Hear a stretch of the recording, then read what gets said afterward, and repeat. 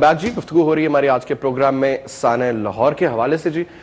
लेकिन ये तो एक छोटा सा इंसिडेंट है जो सामने नजर आता है, इसके पीछे बड़ा लार्जर गेम प्लान क्या है, उसी वाले से गुफ्तगू हो रही है। जैसा आखिरी चंद मिनट हमारे पास होंगे ब्रेक।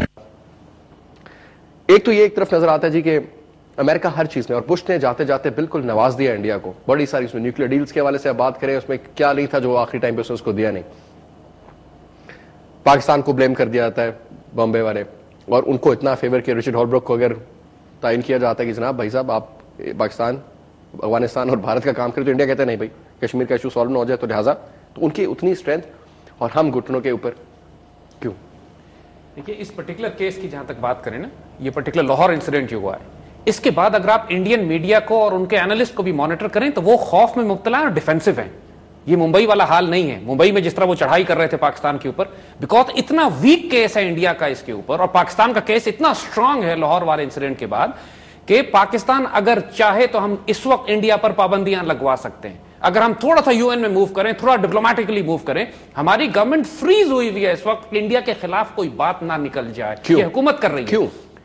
ये बात तो कौम को इनसे सवाल करना चाहिए, इनको जवाब देना चाहिए कि ये इस वक्त इंडिया को डिफेंड क्यों कर रहे हैं। इन्होंने मुंबई पे भी डिफेंड किया था। आपको याद नहीं है कि जब उनके तैयारे हम पर हमला करने के लिए आए थे, 6 दिन के बाद स्टेटमेंट चेंज भी हुआ था, लेकिन हम तैयारे हमला करने के लिए आए थे तो हमारे हुक्मरानों ने कहा था कि गलती से आ गए, टेक्निकल इंट्रूजन है, और उनका कोई इरादा नहीं था, वो तो फूल फेंकने के लिए आए थे, बम तो उन्होंने ऐसे ही बांधे हुए थे। यू सी, तो when these things are happening, जब आपके गवर्नर्स ये स्टेटमेंट्स दे रहे हो कि ग्रोहों की लड़ाई है या जमात दावा ने किया है, then you need to doubt their integrity seriously. तो यहां पर इस वक्त है हमें इंडिया पर एग्रेसिव होना चाहिए, और हम हैरान हैं अपने मीडियम में कुछ एनालिस्ट पर भी। यानी ये वक्त होता है, देखें जब कौमों पे मुसीबत आती है तो ये क्रंच टाइम होता है कि जब उसके अंदर के गद्दार और फिफ्थ कॉलमिस्ट निकल के सामने आ जाते हैं, जो दुश्मनों को बचाने के लिए और कौम को डिमोरलाइज करने के लिए आते हैं। इस वक्त नोट कर लें कौन क्या बात कर रहा है। ऐसे ऐसे एनालिस्ट भी टीवी पे हैं जो आते ही पहली बात करते हैं कि इंडिया इन्वॉल्व नहीं है, हमारे मुजाहिदीन शामिल, लफ्ज मुजाहिदीन इस्तेमाल करते हैं। क्या ये मुजाहिदीन थे 12 लोग? जी, उनके ये कौन सा जहाद कर रहे थे? This is exactly what the analyst are saying, so many of them, और उनको रिकॉग्नाइज कर लें और शक्लें पहचान लें। ये फिफ्थ कॉलमिस्ट हैं, गद्दार हैं। यही वक्त होते हैं जब दुश्मन अपने सारे एसेट्स को रिलीज करता है आपकी सफों में अपने ऊपर से प्रेशर हटाने के लिए। तो चाहे वो हुकूमत में हो या मीडिया में हो या एनालिस्ट में हो, उन तमाम को इस वक्त होश में रहना चाहिए, क्योंकि उनकी एक एक हरकत मॉनिटर की जा रही है। पाकिस्तान इस वक्त क्रंच टाइम में, हम चारों तरफ से दुश्मनों में घेरे जा रहे हैं, बहुत ज्यादा अरसे तक हम ये नॉनसेंस बर्दाश्त नहीं करेंगे।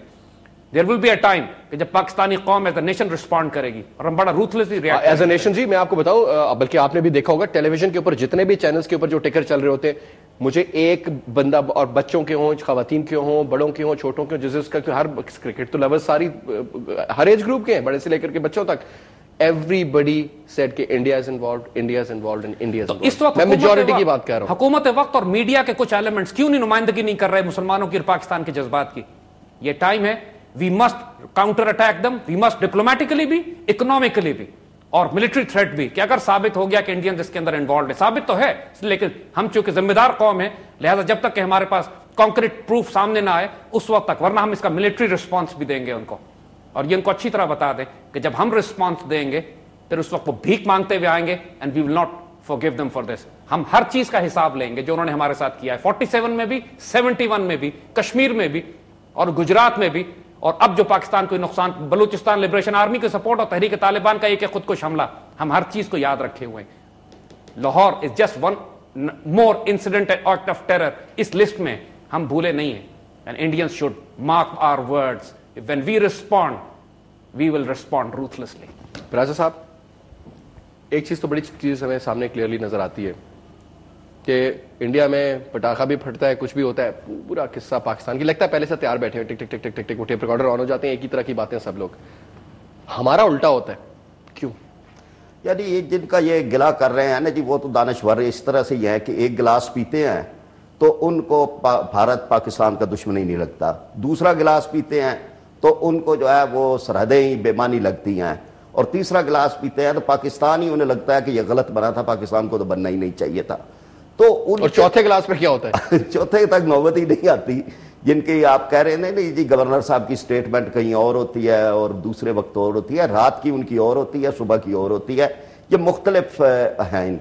बात यह है जी कि ये सारे एक एलिमेंट है कि जिनके अपने कई मकासद, कई अपने लिंक, उनकी जड़ें भी पाकिस्तान में नहीं है, उनको पाकिस्तान के नज़रिए से, जोग्राफिया से किसी के साथ उनकी कोई अटैचमेंट नहीं है, اور ان کے معاملات جو ہیں وہ تو اسی طرح کی چیزوں کے اوپر چلتے ہیں. اب یہی معاملہ ہے کہ جس وقت لوگ بے نقاب بھی ہوتے ہیں, سامنے بھی آتے ہیں, یعنی وہ جو این جی اوز جو ممبئی کے واقعات کے اوپر تو بڑا جو ہے وہ ان کو نظر آ رہا تھا اور ہونا بھی چاہیے تھا, ہمیں بھی دکھ ہوا, یا اور کہیں کوئی ایک واقعہ, کہیں کوئی جہاں پر خودکش حملہ یا کوئی چیز ہو جائے, لیکن اس واقعے کے اوپر آپ نے کہیں بھی وہ انسانی حقوق کی تنظیموں کی طرف سے کوئی چیز جو ہے وہ نہیں پڑی. یہ جو اصل چیز ہے اس کو اب ضرورت ہے کہ اس کے بارے میں بھی ہم سوچیں اور ایک گہرا شعور پیدا کرنے کی, ایک حب الوطنی کا جذبہ پیدا کرنے کی, پاکستان کے ساتھ ایک